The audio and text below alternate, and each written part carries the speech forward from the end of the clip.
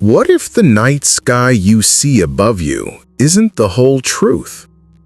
What if the heavens you've trusted, the zodiac that dictates your horoscope, the circle of 12 signs that every magazine and app insists is complete, was edited, not by the stars themselves, but by human hands? Imagine this, a 13th constellation pulsing in the heavens, not with the steady rhythm of order, but with the wild breath of transformation. A constellation that carried within it the mysteries of life and death, poisoned and cured, descent and resurrection.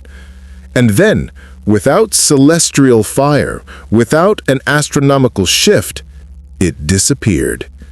Not because it died, but because it was erased.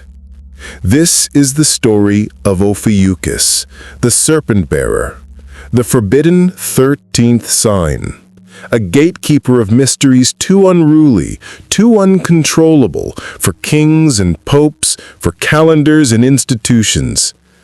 A sign exiled not by astronomy, but by power. And yet, despite centuries of silence, his stars are still up there, cold, clear, and alive. He is still waiting. 12 and the illusion of order. To understand why Ophiuchus was forgotten, we have to begin with the number 12. Human history bends itself to 12. 12 months in the year, 12 hours on the clock face, 12 apostles circling Christ, 12 tribes of Israel, 12 gods of Olympus, 12 jurors in an American courtroom. Why 12? Because 12 is neat. 12 divides easily. 12 makes systems stable. It offers the comfort of a closed circle, a wheel of predictability, order, completion. It feels safe. From the perspective of power, 12 is a gift. It can be measured, taxed, legislated. It turns the messy rhythms of the moon and the chaos of human life into something that can be written into law. And that's where the problem of 13 emerges. 13, the number we fear. 13 has always been the rebel number. It doesn't fit into the neat geometry of 12. It doesn't complete the circle. It breaks it. In America, this fear of 13 runs deep. Most hotels skip the 13th floor. Elevators go straight from 12 to 14, as though a whole level of reality could be walled off with a trick of numbering.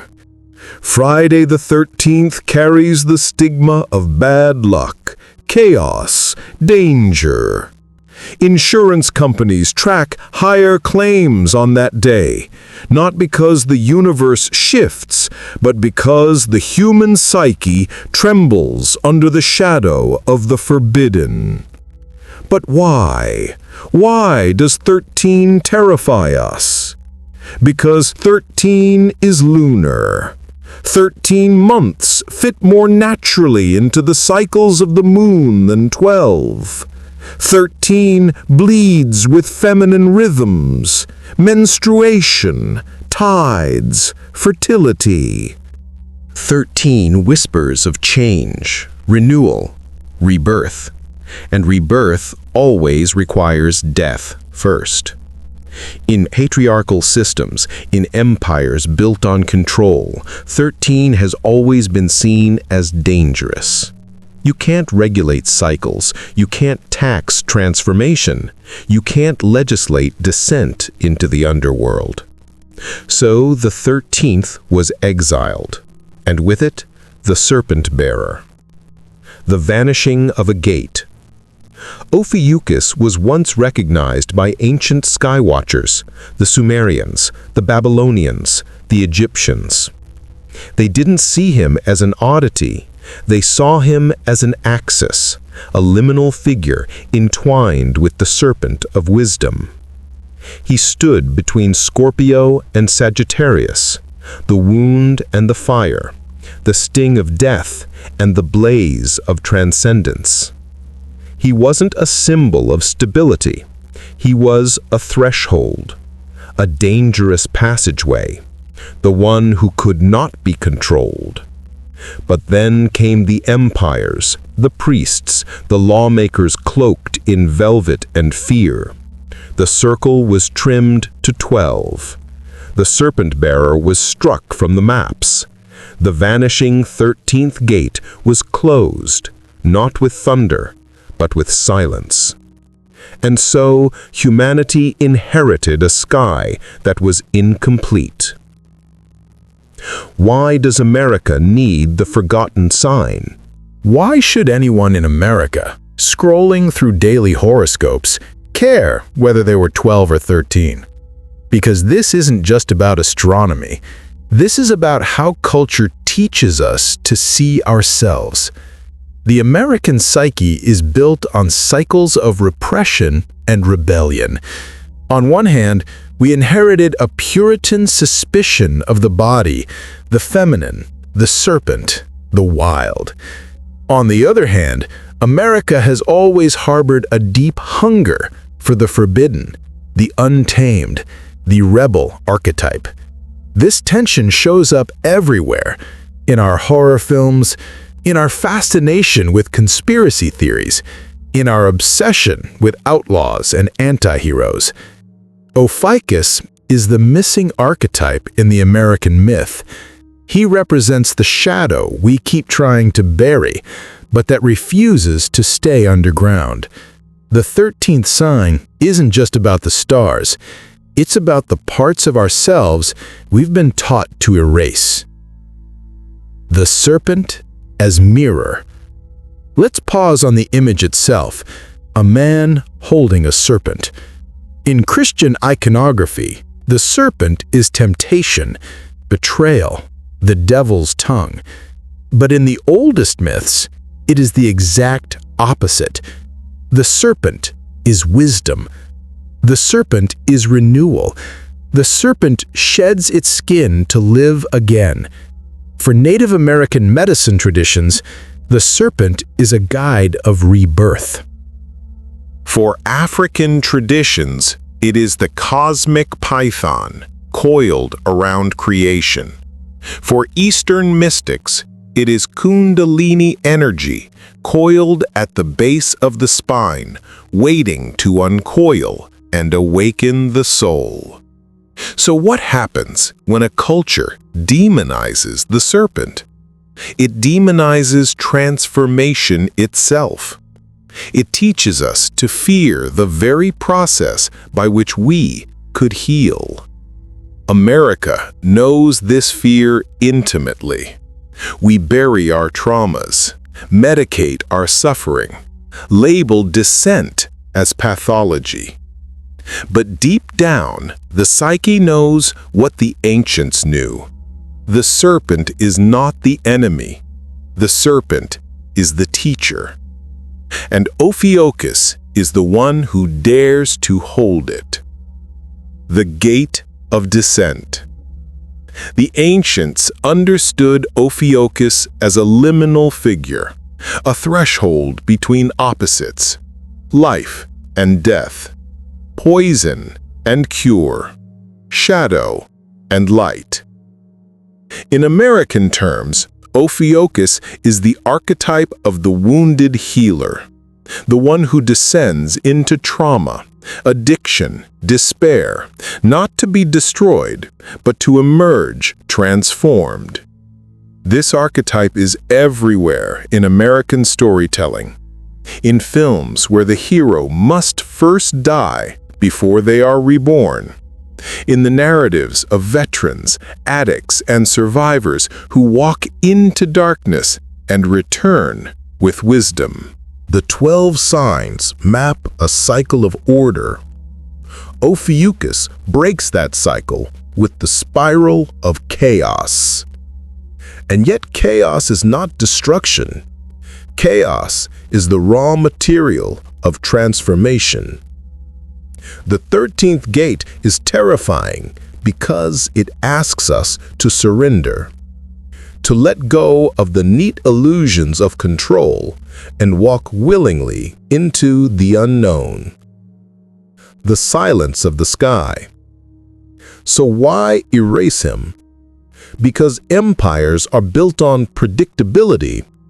Religions are built on doctrine.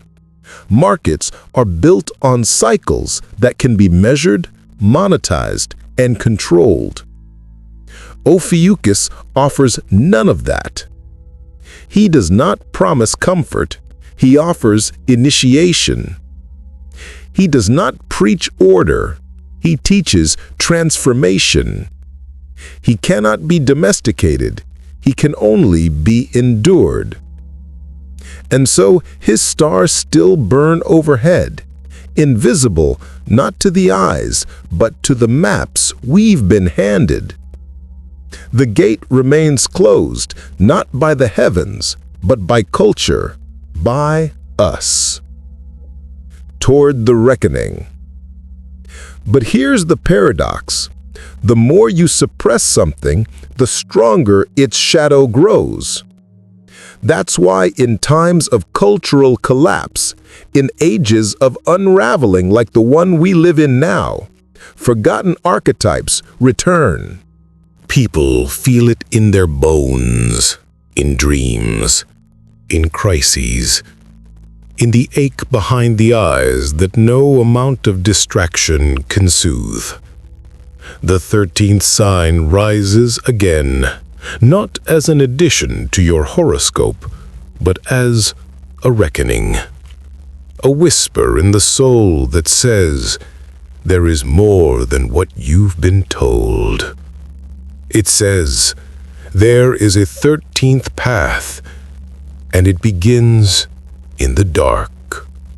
And so part 1 closes as it began, not with a constellation, but with a question.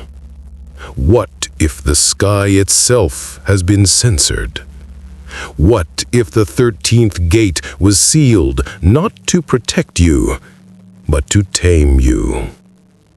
What if Ophiuchus is not a forgotten star at all, but a memory buried in your own blood, waiting to coil again, waiting to awaken? The Serpent Bearer has not vanished. He has been waiting.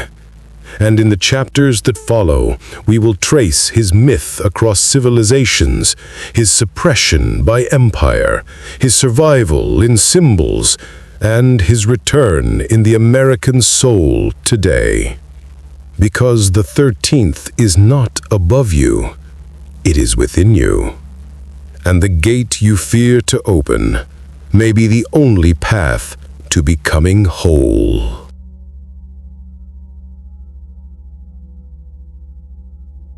The Serpent Bearer across civilizations. The archetype that refuses to die.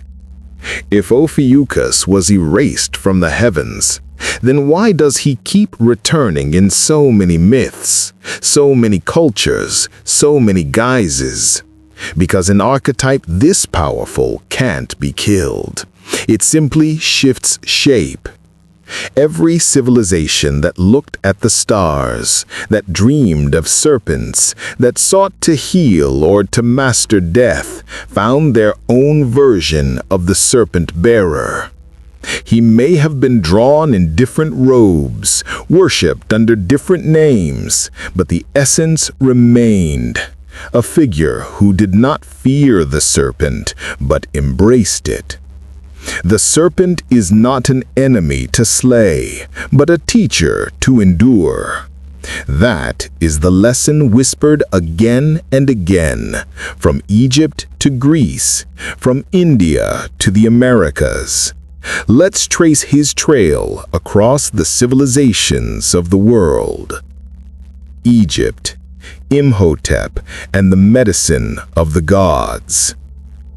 In ancient Egypt, The figure who echoes Ophiuchus most clearly is Imhotep. Imhotep was not just a priest or an architect. He was remembered as a divine healer, a man who touched the line between mortality and godhood. Later dynasties elevated him into a deity of medicine and wisdom. The Egyptians understood healing not as a sterile science, but as a sacred art. Temples were aligned with the stars, their rituals designed to mirror the movements of the heavens. Within this cosmic theater, Imhotep stood as one who carried the knowledge of life and death.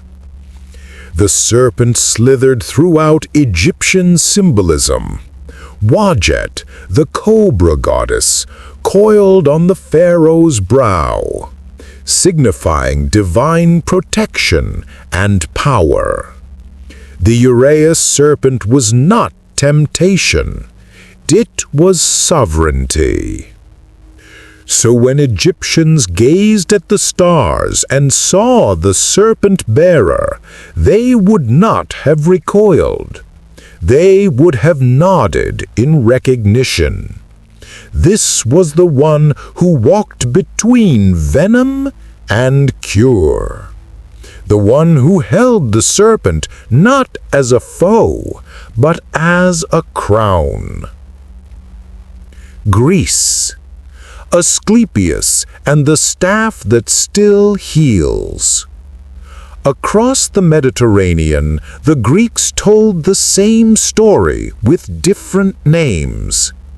Asclepius, son of Apollo, god of light and prophecy, and born of a mortal woman, was raised by the centaur Chiron.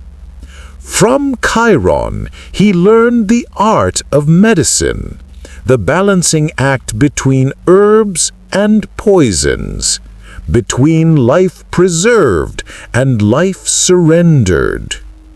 In his temples, called Asclepiaea, the sick came not for sermons, but for dreams.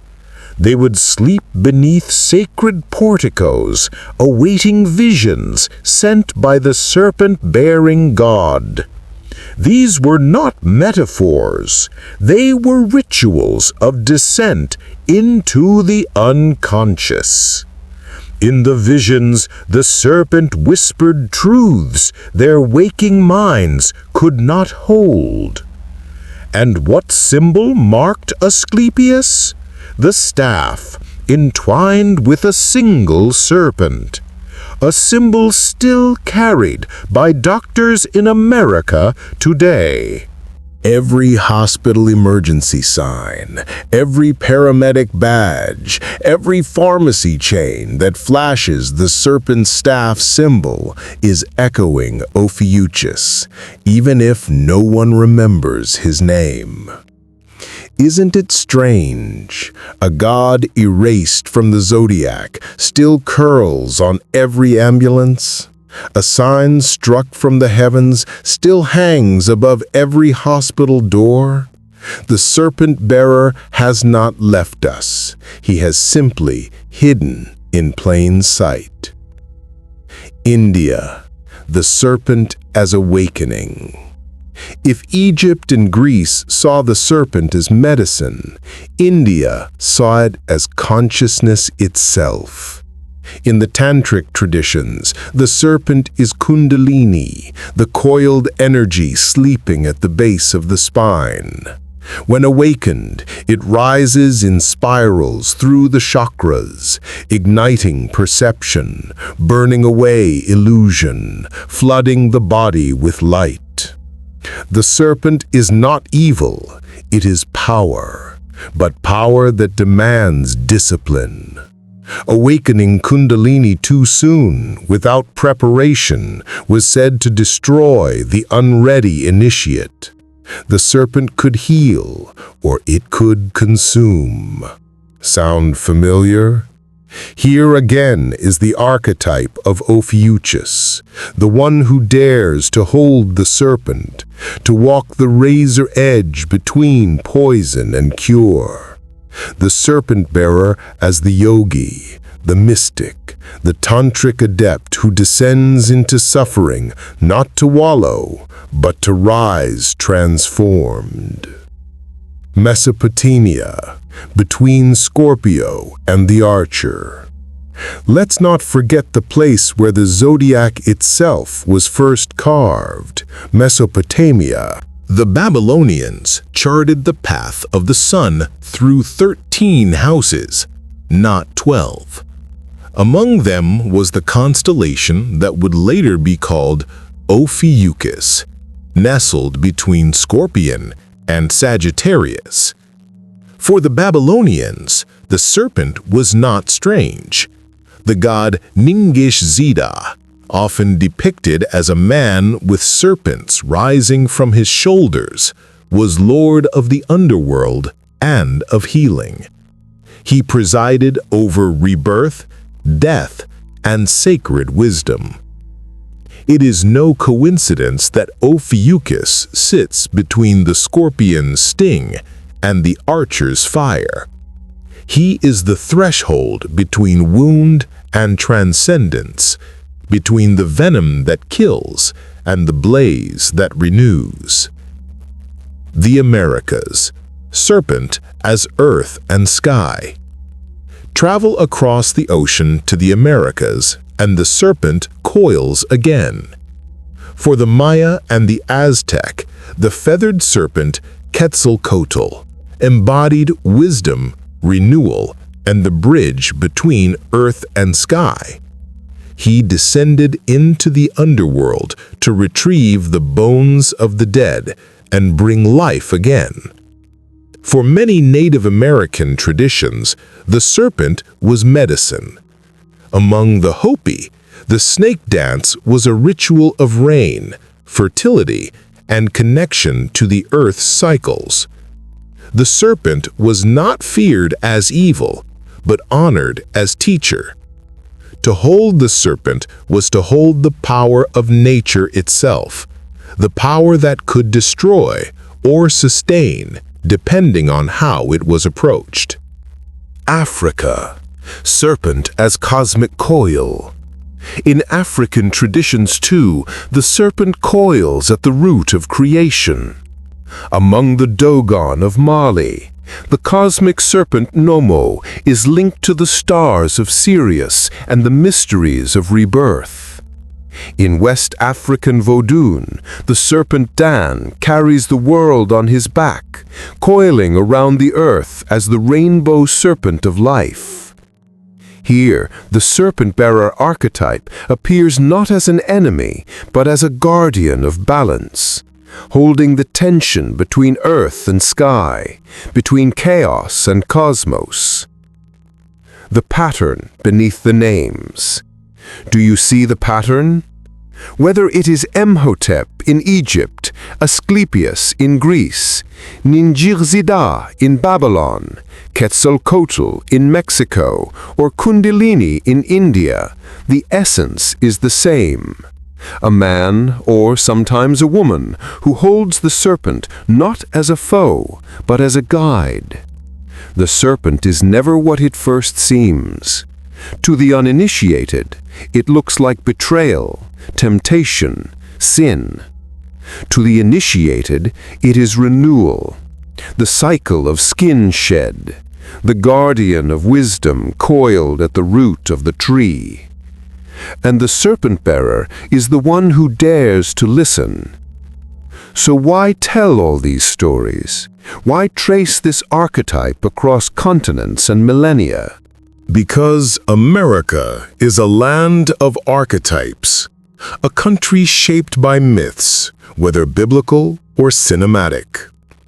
Our culture thrives on stories of heroes, rebels, and saviors. Yet one archetype has been pushed to the margins: the wounded healer, the Serpent Bearer, the one who transforms through descent. Instead, we inherited a sanitized sky of 12. We got horoscopes in the Sunday paper. We got Zodiac apps on our phones. We got surface-level entertainment stripped of the 13th path that demanded transformation.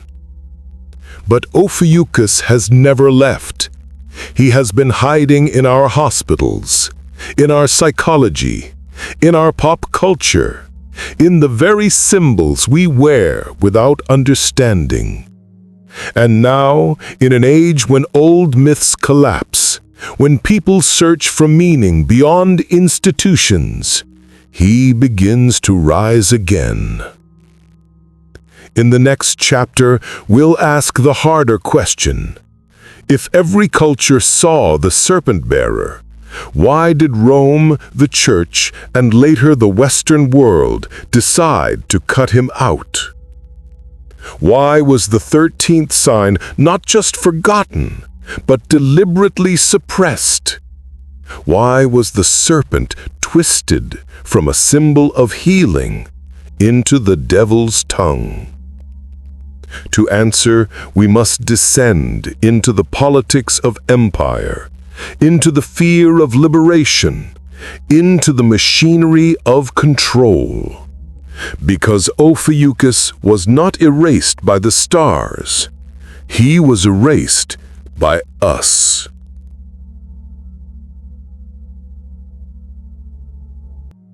Suppression. How empires erased the 13th. The comfort of order, the threat of chaos. Every empire depends on order. Order makes the unpredictable predictable, the wild controllable, the infinite measurable. Order lets you count, tax, regulate, and legislate. But transformation, descent, the sacred chaos of renewal, that terrifies empires. Because transformation cannot be controlled. The Serpent Bearer, Ophiuchus, represented exactly that. A force of wild healing, of cycles that defied neat boundaries, of wisdom that emerged through suffering. To embrace him was to accept that death, shadow, and pain were part of the sacred. And so, when empire looked at the skies, it did not simply observe, it edited. Rome and the geometry of power.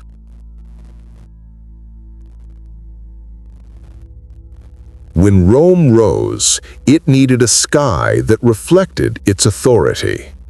The Roman calendar was not a neutral measurement of time, it was a political weapon. Months were named after emperors. Festivals aligned with imperial propaganda. The heavens themselves were carved into grids that mirrored the empire's roads and legions. In that sky, 12 was law. 12 months, 12 signs, 12 divisions. 12 could be marched in columns, chiseled into stone, and made to serve Caesar. But 13? 13 was insubordination.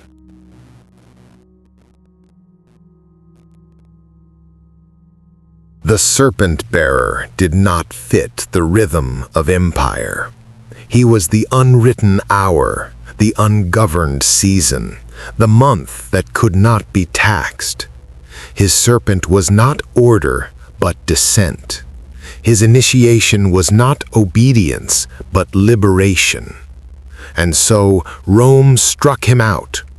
The zodiac was trimmed to 12, mirroring the empire's obsession with symmetry and control. The spiral was folded into the circle. The 13th gate was closed. Christianity and the demonization of the serpent. Rome's political power soon fused with the theological power of the Christian Church. And here, the serpent suffered an even harsher fate. In the Hebrew Bible, the serpent in Eden was not originally Satan. He was a trickster, a whisperer of forbidden knowledge.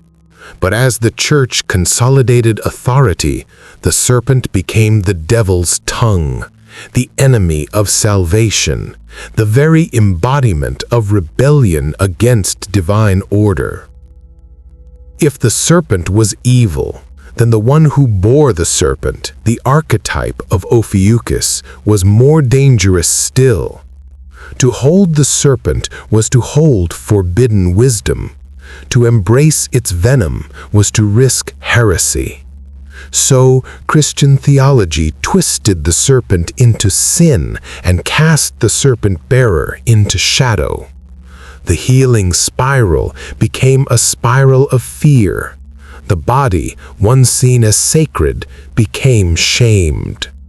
The feminine cycles tied to the number 13 were silenced, and the 13th sign was exiled from heaven. The Puritan inheritance.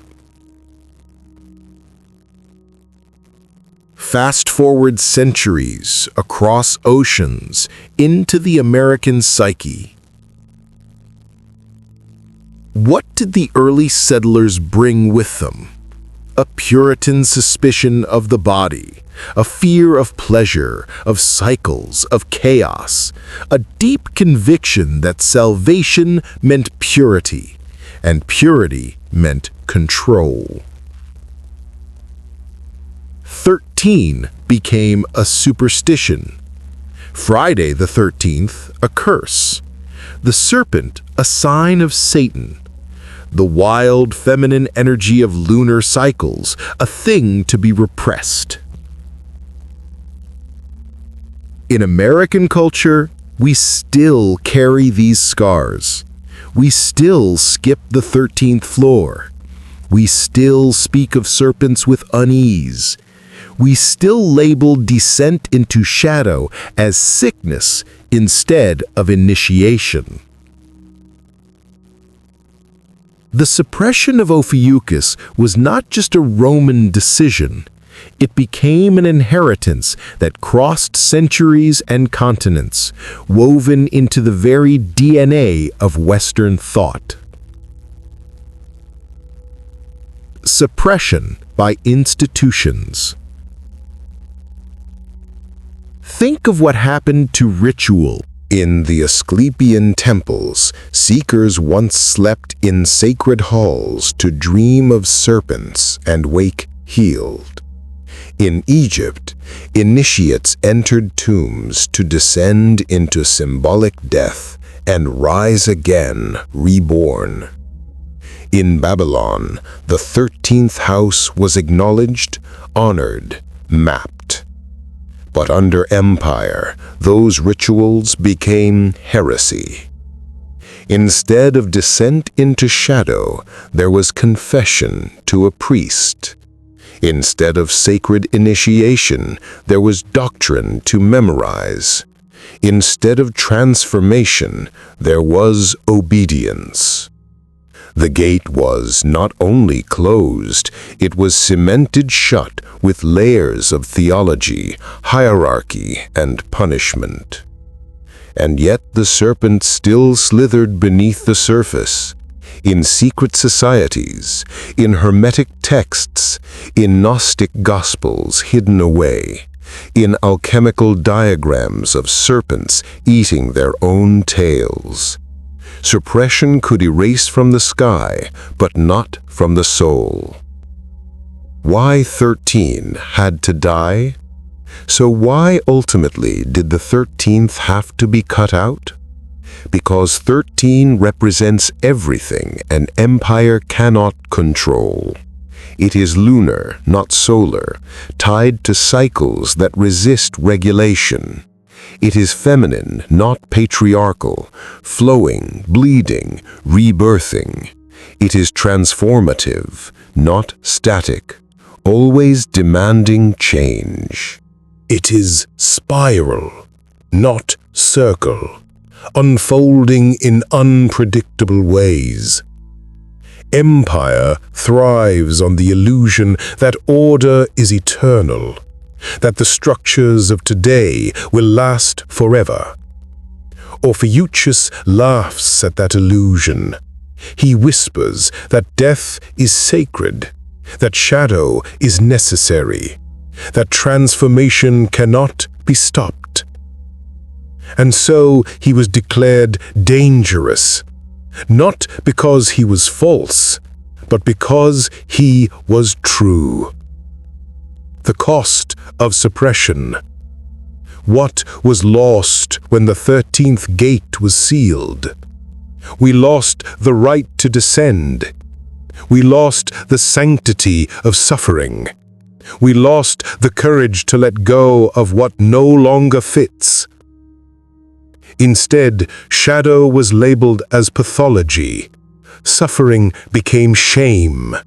Trauma became a problem to medicate, not a portal to transformation.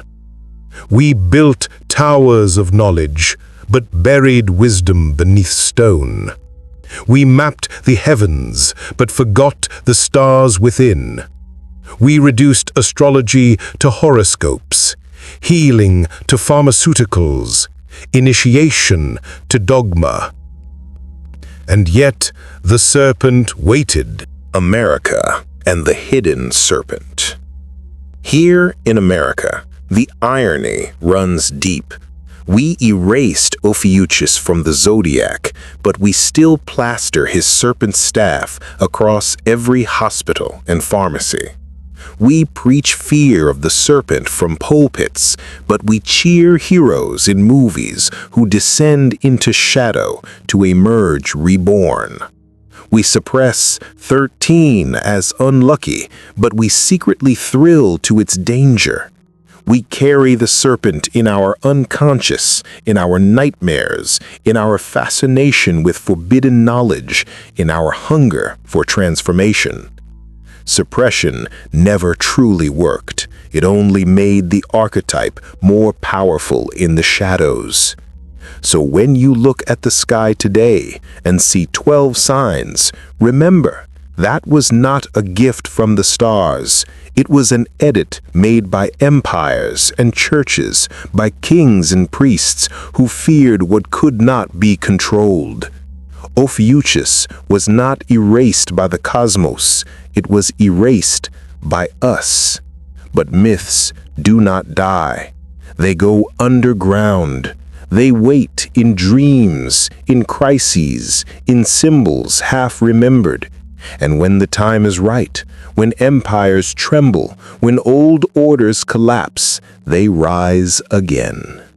The 13th gate was sealed, but the serpent never stopped coiling, and the one who bears it has always been waiting.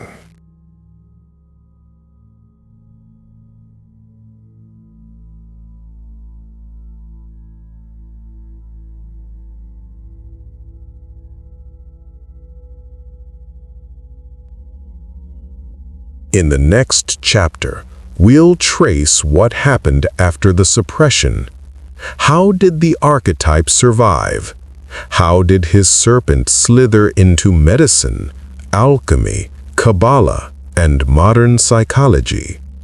Because even if Ophiuchus was cast out of the sky, his legacy endured. In symbols, in rituals, in whispers of forbidden knowledge that refused to be silenced. Not a collapse of stars, but of symbols. When the 13th sign was struck from the sky, the heavens did not tremble. The stars themselves remained exactly where they had always been. Ophiuchus still burned between Scorpio and Sagittarius. The collapse was subtler, more insidious. It was not a collapse of astronomy, but a collapse of the symbolic architecture that humans once relied upon to navigate the mysteries of life, death, and rebirth. By sealing the 13th gate, empire dimmed not the night sky, but the inner sky of the soul. From initiation to pathology. The ancients knew descent was necessary. In Egypt, initiates lay in tombs not to die, but to awaken. In Greece, pilgrims slept in the sanctuaries of Asclepius to dream their healing. In Babylon, the sun passed not through 12, but 13 houses, reminding the seeker that the journey always included the threshold of shadow. But when the Serpent Bearer was erased, descent was rebranded. No longer a sacred initiation, it became pathology. Depression was no longer the underworld journey of the soul, but an illness. Trauma was no longer the wound that opened the healer's path, but a stigma. Crisis was no longer initiation, but failure. Instead of learning to descend well, humanity was taught to fear descent entirely, to medicate, suppress, avoid, deny. The archetype of the wounded healer was not celebrated, it was forgotten. 12 without 13. The 12 signs of the zodiac still guided culture. They still formed the calendar, the months, the cycles of harvest and worship. But without the 13th, something essential was missing. Without Ophiuchus, the zodiac promised order, but not meaning. It mapped the stages of becoming, but not the abyss between. It gave us the circle, but not the spiral. The silence between breaths, the mystery between death and rebirth, the threshold where shadow becomes light. That space belonged to Ophiuchus. And without him, humanity grew restless. We built towers of knowledge, but forgot the wisdom of descent. We clung to light, but became allergic to darkness. We longed for completion, but felt forever incomplete. The ache of the missing gate. And so the archetype did not vanish. It went underground, into the unconscious. It bled through in trauma, the inexplicable ache that haunts the edges of awareness. It surfaced in dreams heavy with serpents, thresholds, transformations. It stirred in those who broke and rebuilt themselves again and again, never fitting inside the circle of 12. Society called them unstable, misfits, heretics. But their souls whispered another truth. You are not broken, you are becoming. The 13th path had not disappeared, it had only been buried. And those who carried its essence bore it without knowing its name. The legacy in symbols. Even as the constellation was erased, its symbols endured. The staff of Asclepius, a serpent coiled around a rod, remains the emblem of medicine in America today. Doctors wear it. Ambulances flash it. Hospitals hang it over their doors. Few remember that it comes from a god of healing who held the serpent, a god whose stars were struck from the heavens. The caduceus of Hermes, twin serpents entwined around a rod, survived in alchemy and commerce. The Ouroboros, the serpent eating its own tail, survived in mystical diagrams, a reminder of eternal return. In Kabbalah, the ascent of the soul through the tree of life mirrored the coiling serpent rising from Malkuth to Keter, from dust to divinity.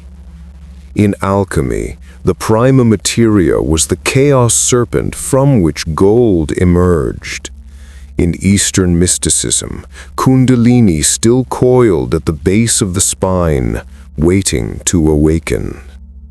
The Serpent Bearer lived on in fragments, in whispers, in esoteric corners, not as a constellation, but as a current, not in temples of stone, but in symbols carried by those who had forgotten their source. America's forgotten legacy. And here in America, the irony deepens. This country built its hospitals and pharmacies on the very staff of Asclepius, yet preaches fear of the serpent from its pulpits. It carries the serpent as a healing emblem, yet skips the 13th floor in hotels. It consumes stories of heroes who descend into darkness and rise again, yet pathologizes real descent in its citizens. We live in a culture haunted by the 13th archetype. We crave it in our films, our myths, our therapy sessions. We fear it in our churches, our politics, our sanitized calendars. The Serpent Bearer was exiled from the sky, but he has never stopped haunting the American soul. The cycle of suppression and return. We learned how to build skyscrapers, but forgot how to descend into tombs.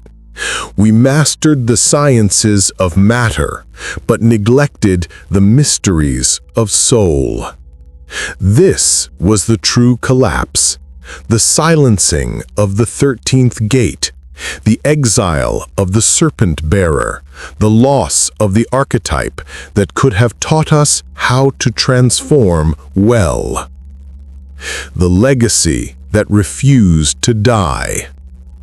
And yet, the legacy endured. Because archetypes are stubborn, they do not die with silence. They only go underground, waiting for the right time to return.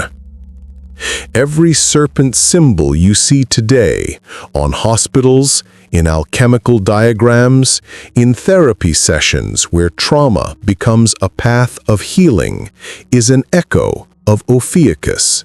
Every dream of serpents, every fascination with forbidden knowledge, every myth where the hero descends into darkness and emerges transformed, is the 13th whispering through the cracks.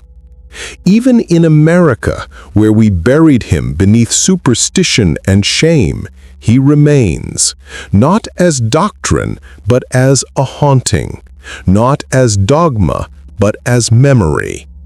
So the collapse was not final. The exile was not eternal. The Serpent Bearer has always survived, in fragments, in symbols, in the ache of those who could not fit inside 12.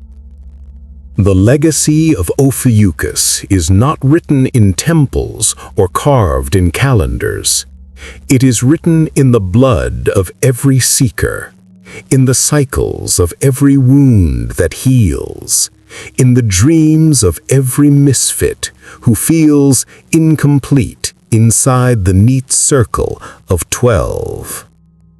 The 13th sign is not gone. It has only been waiting.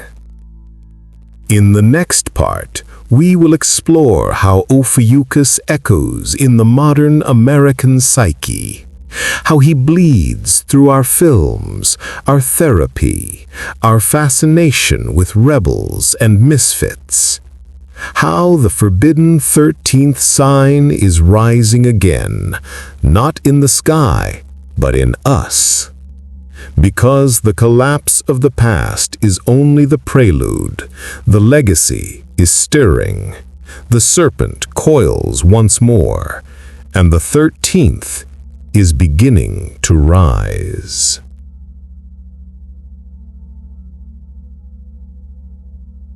Echoes in the modern American psyche. The return of the forgotten archetype. Suppression never truly erases. It only drives deeper. An archetype as old as Ophiuchus, the Serpent Bearer, the wounded healer, the keeper of venom and cure, cannot be deleted from the human soul. It waits. It coils. It whispers in symbols and dreams. And in America, that whisper has become a roar. Here, in a nation that prides itself on progress, yet aches with disconnection, that consumes light while fearing shadow, that builds towers of science but neglects mysteries of the soul. Here, the Serpent Bearer reemerges, not as a star in the sky, but as an archetype bleeding through every corner of culture. He is in our therapy rooms. He is in our cinema. He is in our nightmares and our heroes. He is in the hunger we cannot name. The 13th sign is rising again, not above us, but within us. Jung and the serpent in the shadows. To understand how Ophiuchus reappears today, we must begin with psychology, because in the 20th century, science unknowingly picked up the fragments of the 13th sign. Carl Jung, the Swiss psychologist whose ideas shaped American therapy, spoke endlessly of archetypes, symbols, dreams. He taught that what we repress does not vanish, but grows stronger in the unconscious. He called it the shadow. And what image haunted Jung more than any other? The serpent. For Jung, the serpent was not merely biblical temptation. It was renewal, transformation, the archetype of the unconscious itself rising to integrate with the conscious mind. He wrote of the serpent as the coiled energy at the root of the psyche, the very image Eastern mystics called Kundalini. In Jung's psychology, the wounded healer archetype was central, the therapist who can only heal because they themselves have been wounded. Here again is Ophiuchus, disguised in the language of psychology, slipping back into American thought. Every trauma therapist, every Jungian analyst, every counselor who helps patients descend into pain in order to emerge whole, they are walking the 13th path, even if they have never heard Ophiuchus's name. Trauma and transformation. In America today, trauma research has reshaped our understanding of suffering. Once pathologized as weakness, trauma is now seen as a crucible. Post-traumatic growth, resilience, the ability to emerge stronger after descent. Doesn't this sound familiar? This is the echo of Ophiuchus, the idea that the wound is not the end, but the beginning, that poison can become cure, that descent is the path to transformation. From veterans struggling with PTSD, to survivors of abuse, to communities healing from historical wounds, America is filled with wounded healers, people who descend into darkness and return bearing wisdom. Society may label them broken, but the 13th whisper tells another story. You are not broken, you are becoming. The serpent in popular culture. If psychology whispers of Ophiuchus, American pop culture screams it. Consider our films, How many heroes must first descend before they can rise? Neo in the Matrix, killed before awakening to the truth. Luke Skywalker entering the cave on Dagobah to confront the shadow of Vader. Iron Man descending into a cave of captivity, forging transformation from trauma. Every superhero who dies, metaphorically or literally, before resurrection.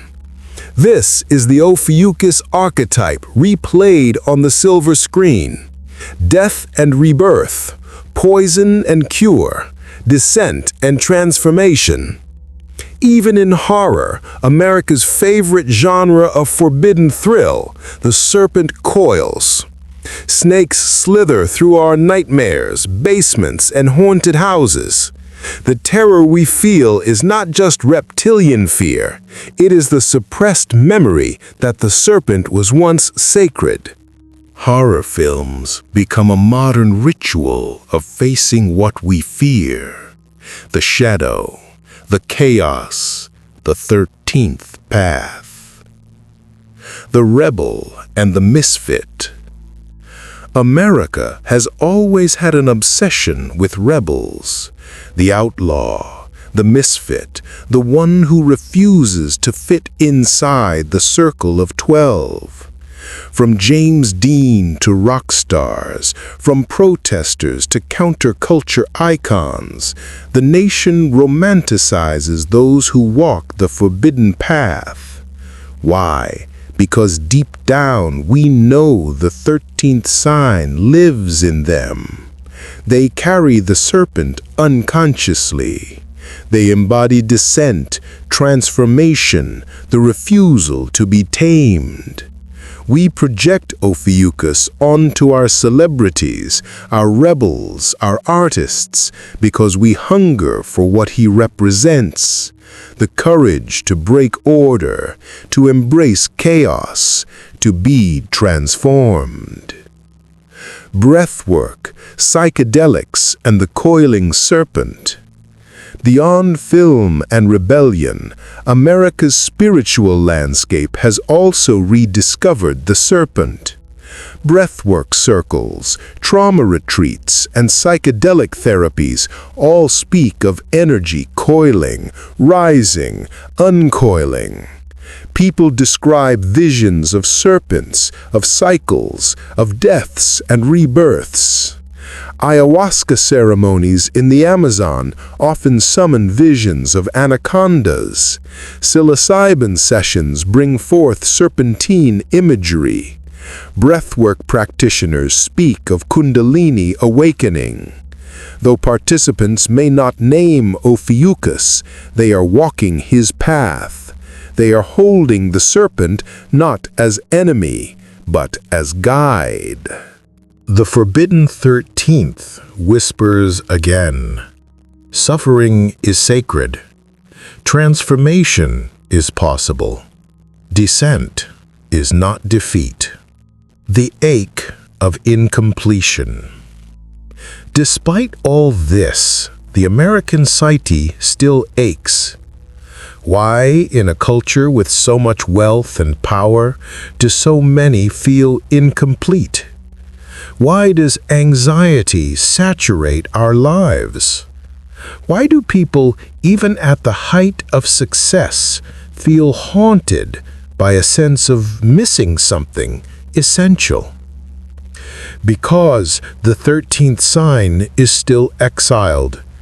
We live in a sky of 12, a culture of order, a society that insists on progress without descent, light without shadow. And the soul knows it isn't enough. This is why people chase extremes, extreme sports, extreme therapy, extreme entertainment. It is why America's mental health crisis grows, even as its technological achievements soar.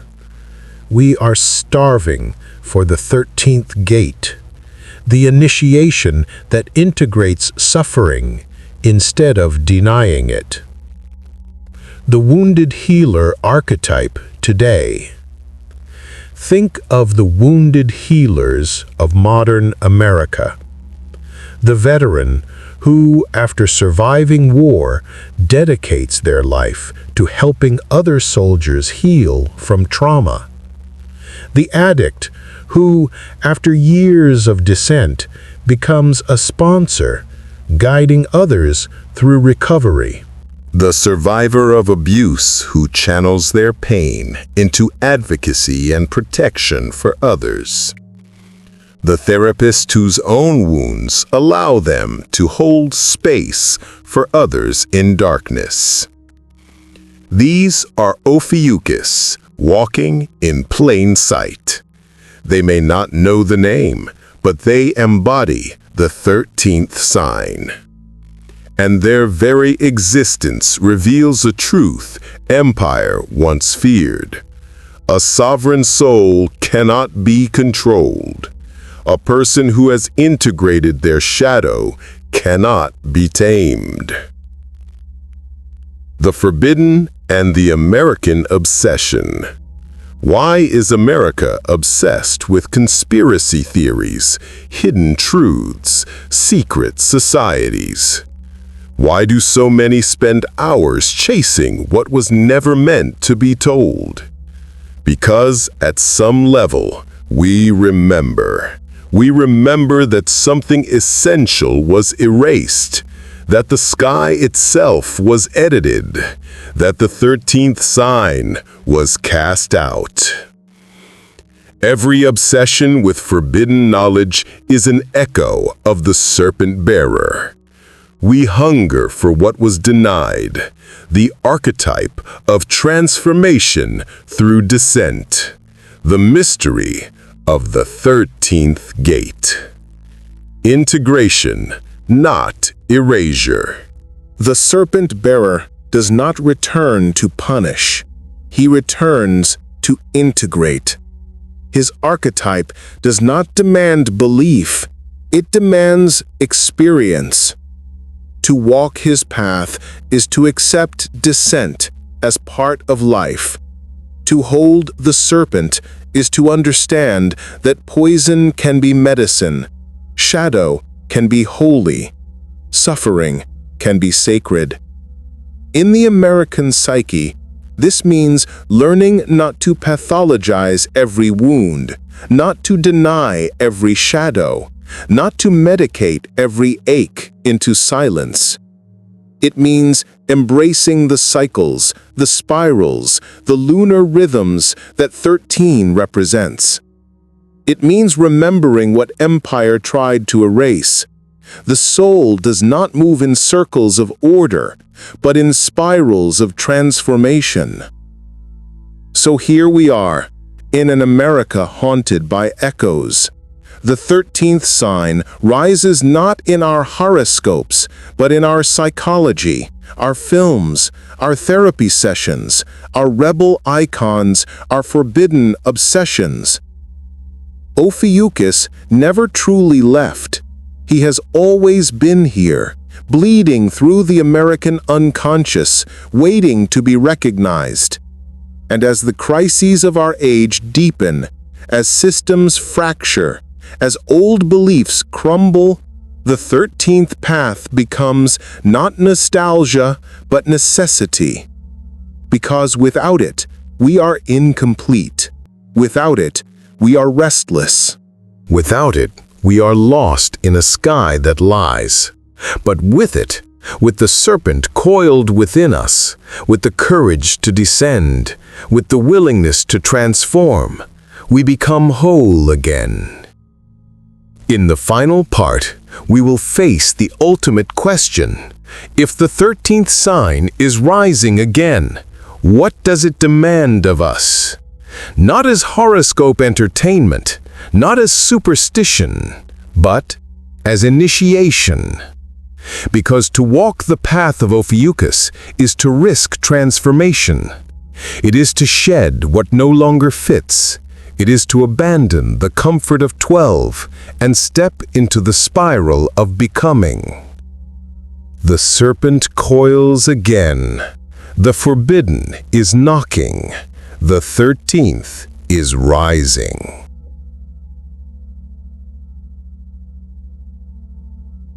The 13th rising, a call to transformation, the whisper that won't stay silent.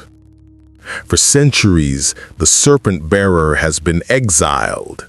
His stars still burn in the night, but his name was struck from the maps. His myth was fractured, scattered into symbols, buried in the unconscious. And yet, despite every attempt at erasure, he returns.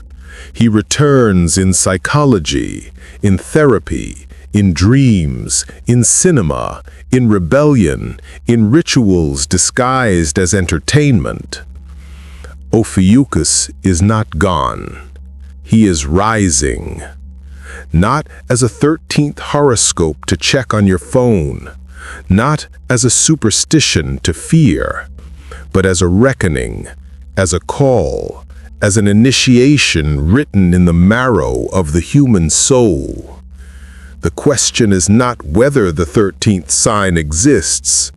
The question is, what will you do when you hear him whisper? Collapse as a catalyst. Look at the world today.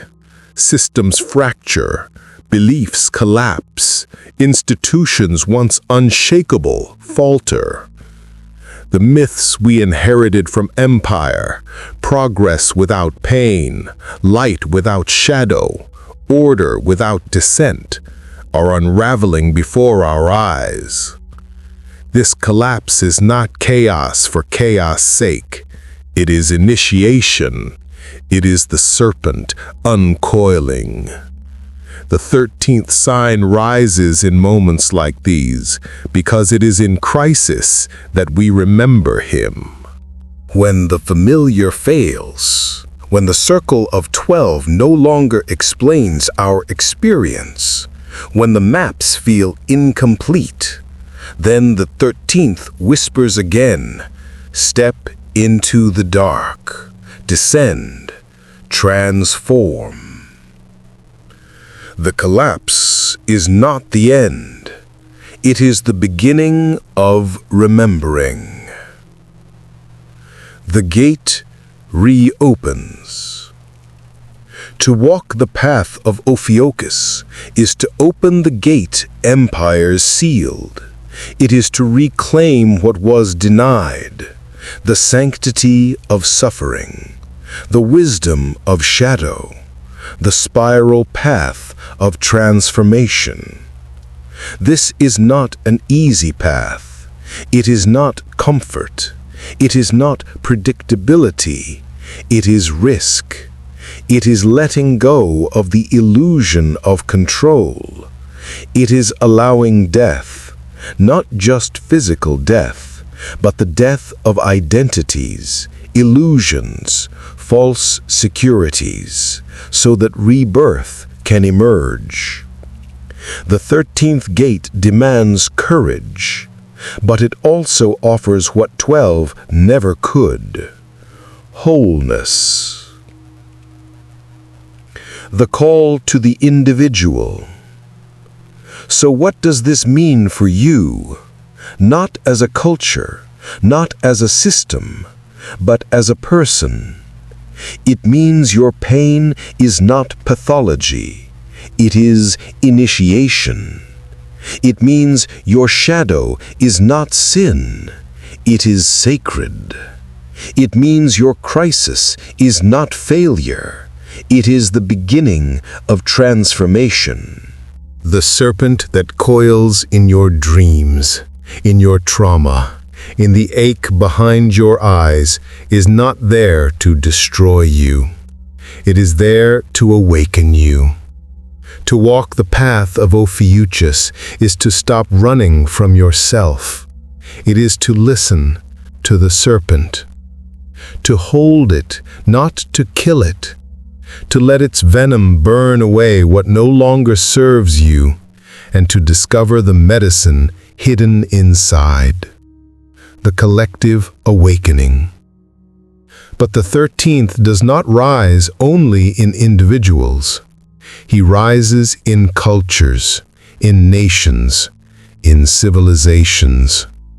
America, haunted by anxiety, obsessed with rebels, addicted to distraction, is beginning to feel the 13th stirring. Our fascination with trauma healing, with shadow integration, with forbidden truths, is not random. It is the collective psyche remembering what was erased. We are being asked to descend, not just personally, but collectively, to face the shadows of history, of inequality, of exploitation, of the pain we have suppressed for centuries, to admit that progress without integration is hollow. The 13th sign rising is not just personal therapy, it is cultural initiation. It is the call to a civilization. Integrate your shadow or be consumed by it. The serpent as teacher. Let us return once more to the serpent. Why was it demonized? Because the serpent teaches what control fears most, that transformation is inevitable. That nothing remains static. That every skin must be shed. Every cycle must renew. Every descent must be embraced. The serpent does not ask whether you are ready. It coils regardless. The only choice is whether you hold it willingly or resist until it bites. To walk with Ophiuchus is to choose willingly, to bear the serpent with reverence, to understand that its venom is not punishment but purification. Myths as blueprints. Look at the myths again across cultures. Imhotep, who healed with knowledge of life and death. Asclepius, whose serpent staff still guides medicine. Kundalini, the coiled energy rising through the spine. Quetzalcoatl, the feathered serpent of renewal. Ningishzida, the Babylonian god of underworld wisdom. They are not just stories, they are blueprints. They show us the path, descent, encounter with the serpent, death of the old, rebirth of the new.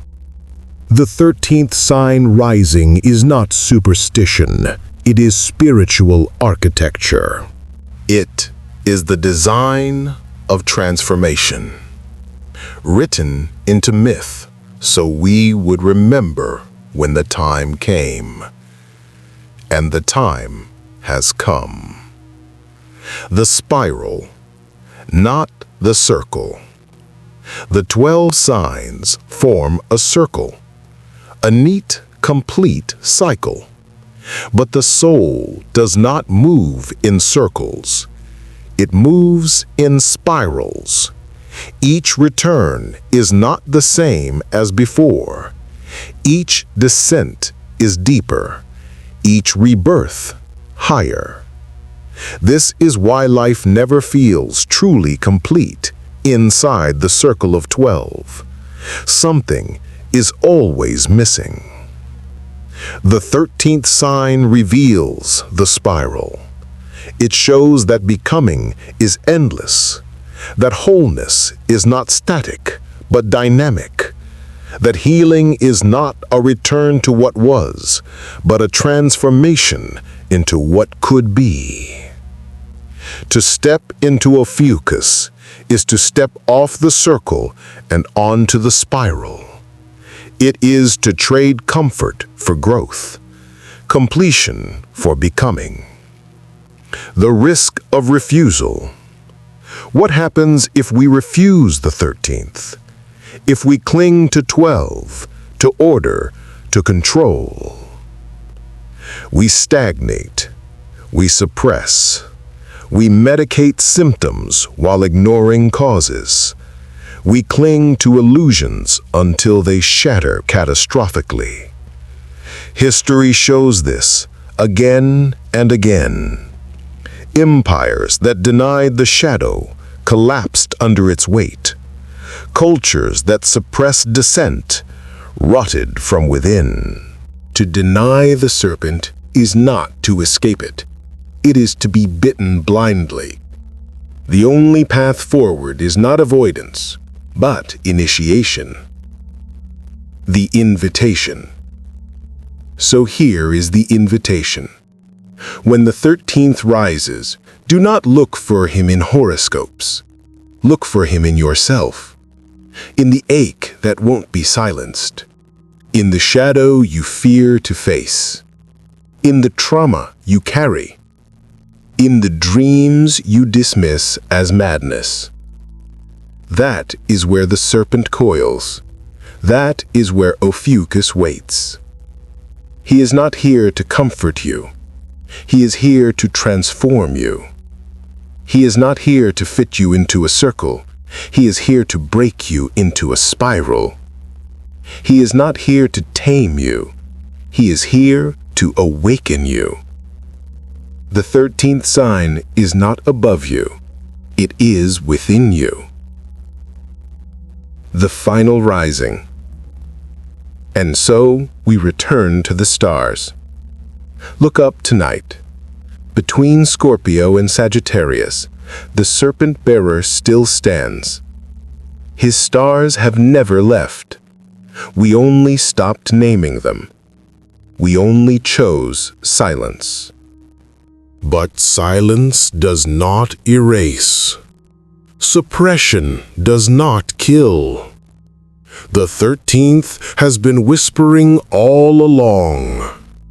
Now, in this age of unraveling, his whisper becomes a roar. The serpent coils again. The forbidden knocks again. The 13th rises again. Not to punish, not to destroy, but to awaken. Thus ends the tale, not of a constellation, but of a forgotten truth.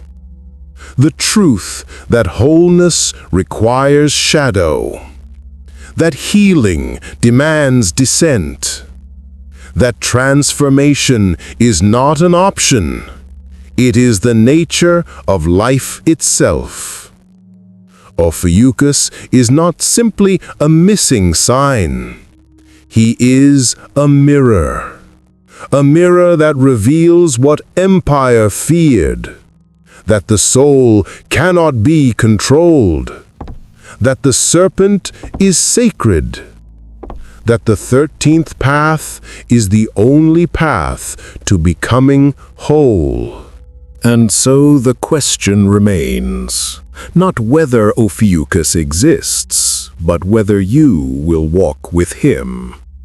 Will you hold the serpent? Will you descend into the darkness? Will you risk transformation? Because if you do, the 13th sign will not merely return, it will become you.